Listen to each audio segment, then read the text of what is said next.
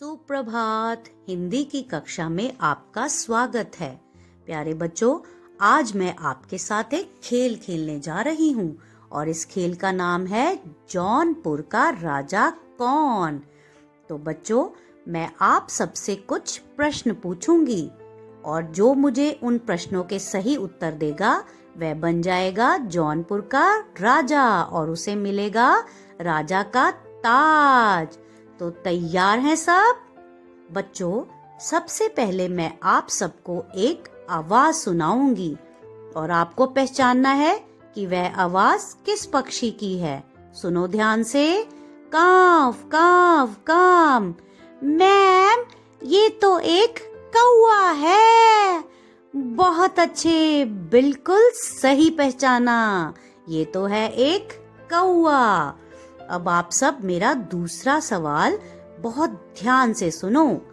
वह कौन सी चीज है जो चप्पू से चलती है और हमें नदियां पार कराती है?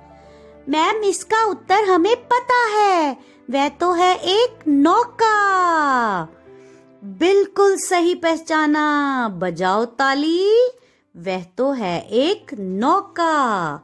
बच्चों, अब मैं आप सबको एक चित्र दिखाने जा रही हूँ और आपको पहचानना है कि वह चित्र किस वस्तु का है। देखो ध्यान से। पहचानो।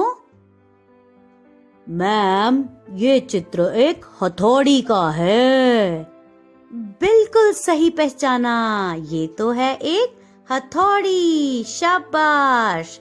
तो बच्चों, अब मैं आप सबसे कुछ पहेलियां पूछूंगी और जो बच्चा मुझे इन पहेलियों के सही उत्तर देगा वह बन जाएगा जौनपुर का राजा। तो पहली पहेली सुनो।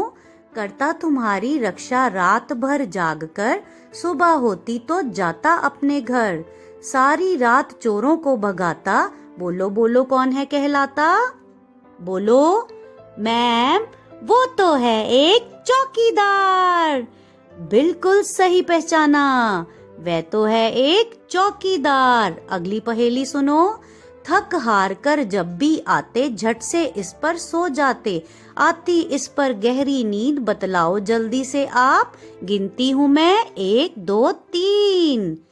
मैम, वो तो है एक बिछौना। बिल्कुल सही पहचाना। वह तो है एक बिछौना। तो बच्चों, आपने सब सवालों के सही उत्तर दिए। अब आप बनते हो जौनपुर का राजा और आपको मिलता है ये ताज। तो बच्चों, आप सबको मजा आया ये खेल खेल कर? धन्यवाद। बच्चों, इस खेल में आप सबने कुछ शब्द सुने और देखे, जैसे कि कौन, जौनपुर, कौवा, नौका, चौकीदार, हथौड़ी, बिछौना। तो बच्चों, इन सब शब्दों में आपको एक ओ का स्वर सुनाई दिया। तो जब भी किसी व्यंजन के साथ ओ का स्वर सुनाई देता है तो हम उस व्यंजन के साथ ओ की मात्रा का प्रयोग करते हैं। ओ की मात्रा का उच्चारण करते समय मुंह गोल हो जाता है और थोड़ा ज्यादा खुलता है। एक बात हमेशा ध्यान में रखें कि ओ की मात्रा हमेशा व्यंजन के बाद आती है और इस मात्रा को याद रखने के लिए हम कुछ पंक्तियां दोहराएंगे। सुन मेरे प्यारे, सुन मेरे प्यारे, पोल पे अटके 2 गुब्बारे। तो जैसा कि आप यहाँ देख रहे हैं कि ओ की मात्रा कुछ इस तरह लगती है जैसे पोल पर 2 गुब्बारे लगे हों। इसमें से नीचे वाले गुब्बारे की लंबाई थोड़ी कम होती है और ऊपर वाला गुब्बारा थोड़ा सा ज्यादा लंबा होता है।